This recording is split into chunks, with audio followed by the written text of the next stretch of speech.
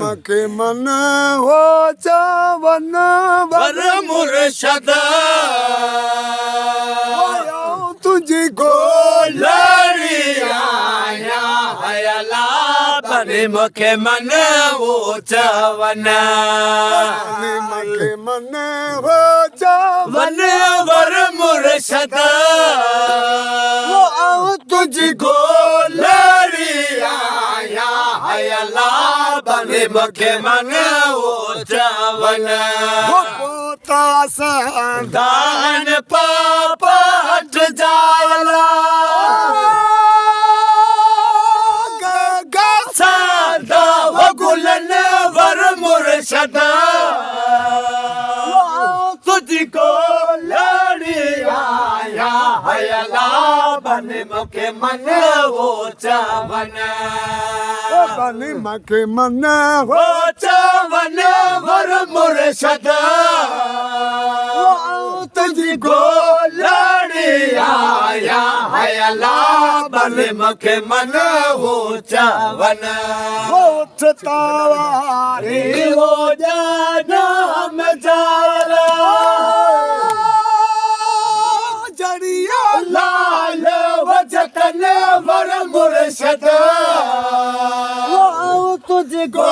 लड़ी आया हयला बने मखे मन वो चवन बने मके मन वो चवन वर मुर्शद तुझको लड़ी आया हयला बने मखे मन वो चवन फिट जो घोट चवलते पचयला मिलन वर मुर्शद तुझको लड़ी आया हयला बने मखे मन वो चवन बने मके मन हो वो चवन वर मुर्शद तुझको लड़ी आया हयला बने मखे मन वो चवन सुभान अल्लाह माशाअल्लाह अल्हम्दुलिल्लाह सुभान अल्लाह रात सुमर जे मैं जाओ मिठो मदनी सगोरे रात सुमर जे में जाओ मिठो मदनी उन्हें सार सुबह साधक उन्हें साहर सुबह साधक सुमर जी शाम ता सदके नबी जे नाम ता सदके मोहम्मद नाम ता सदके नबी जे नाम ता सदके मोहम्मद नाम ता सदके ओ कणी करुल वाला आयो खड़ी खैरुल वरा आयो उन्हें पैगाम ता सदके नबी जे नाम ता सदके मोहम्मद नाम ता सदके नबी जे नाम ता सदके मोहम्मद नाम ता सदके गच भरा हिन तुझा एहसान उम्मत ते गणन कागज भरा आहिन तुझा एहसान उम्मत ते आमद तो उम्मत खे बिना आमद तो उम्मत खे उन्हें इनाम ता सदके नबी जे नाम ता सदके मोहम्मद नाम ता सदके नबी जे नाम ता सदके मोहम्मद नाम ता सदके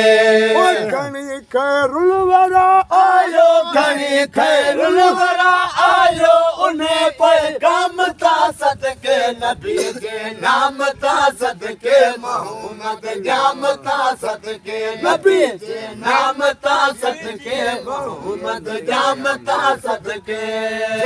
हजरत गधी फाहे वठी स्तोत्र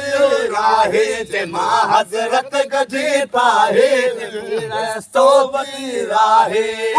हरणी वरी आई उहा हरणी वरी आई उन्हें आजाम ता सदके नबी जे नाम ता सदके मोहम्मद जाम ता सदके नबी जे नाम ता सदके मोहम्मद जाम ता सदके